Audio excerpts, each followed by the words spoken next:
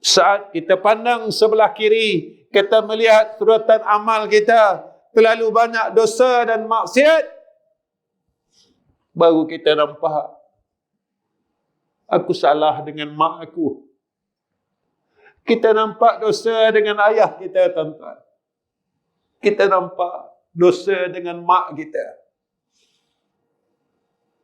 Kita nampak dosa dengan adik-beradik kita. Kita nampak dosa dengan orang kampung kita.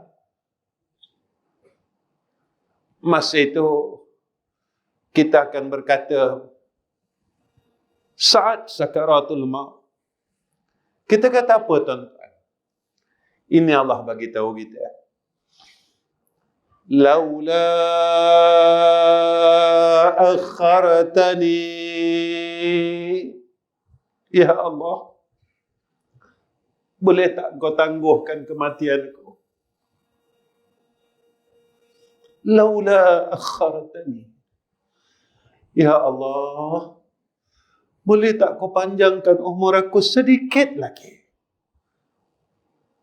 Laula akhartani ila ajalin qarib, saat ajal ini datang, apa yang kita ingin lakukan dan apa permintaan kita pada waktu itu? Fa asaddaq,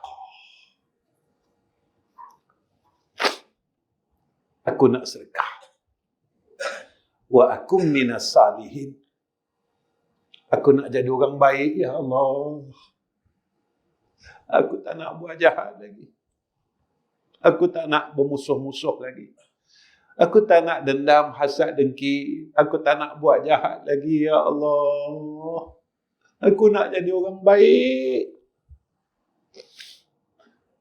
Tapi masa dah tak ada, tuan-tuan.